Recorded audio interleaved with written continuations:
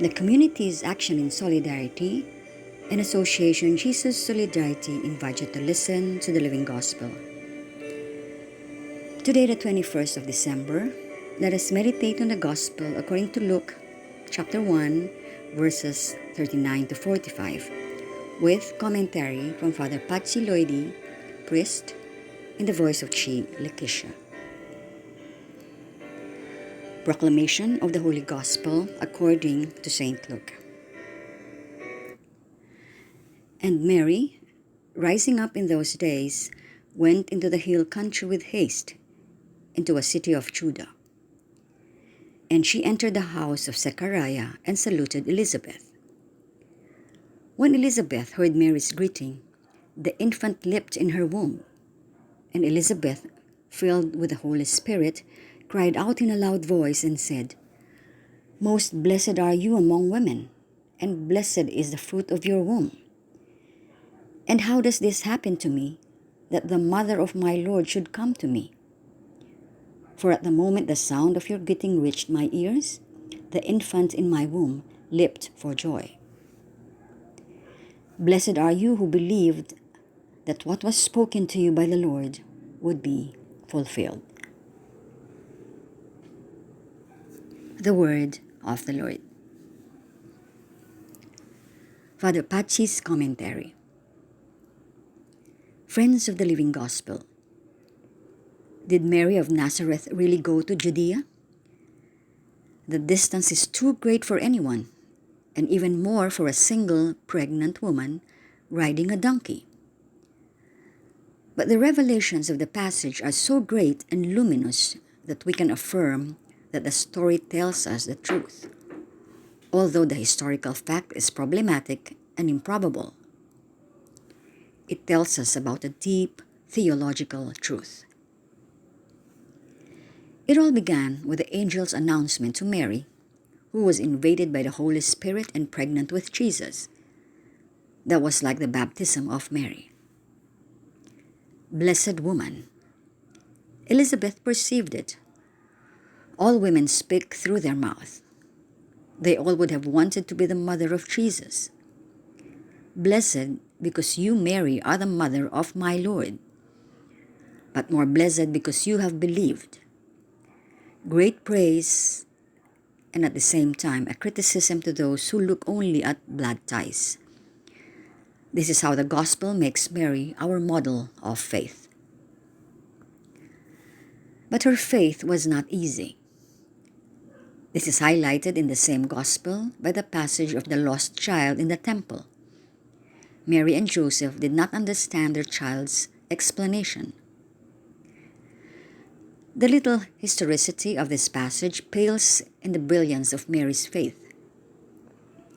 A dark faith because she did not understand, yet a luminous faith at the same time because in complete darkness she continued to believe. There are more lights, however. Mary evangelizes Elizabeth and her womb with her greeting, with the timbre of her voice, with the inner power hidden in that greeting. She is the first missionary of Jesus, as she had previously been evangelized by the angel Gabriel, first evangelized and first evangelizer, in a happy expression of the bishops of the Philippines. A dazzling reality that Mary places before us to teach us to develop the missionary power that baptism injects into us. Thus, the mystery of salvation and the ways of God become astonishingly clear. That all baptized Christians are like Mary, instruments of Jesus and of God's salvation. She, as the first missionary, shows that God uses the simplest means, one person illuminating another, and the latter in turn illuminating another. Unfortunately, many Christians do not act as saving instruments of Jesus. They do not activate baptismal grace. They are cutting off God's saving process. What can we say about the people who reject Mary? She is not a figure invented by Catholics, but rather a relevant character in the gospel. Worship Mary? Never. But from there to rejecting Mary, there is an anti-biblical somersault. Since you love the Bible so much, why don't you take it in its entirety? Let's take the entire Bible, since we love it so much.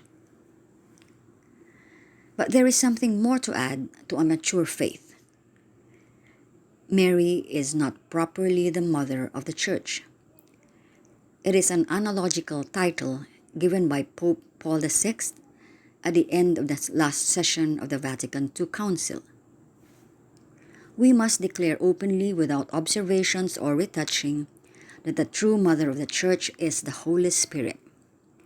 That Spirit that the Risen One gave us when He breathed on the apostles. It is the Spirit who reunites the disciples and gives them the light of God so that they understand and accept the crucified, resurrected One. The Spirit is also the one who guides the Church, as shown in the liturgy on Sundays that we call Ordinary Time, from Pentecost to Advent. Does all this diminish the devotion to Mary? On the contrary, it focuses us on the core of true devotion, which is the faith of Mary, as Luke teaches us in today's passage and throughout this gospel. And we can say, not precisely to Jesus for Mary, but yes, to Jesus with Mary. Blessed are you, Mary. All generations call you blessed.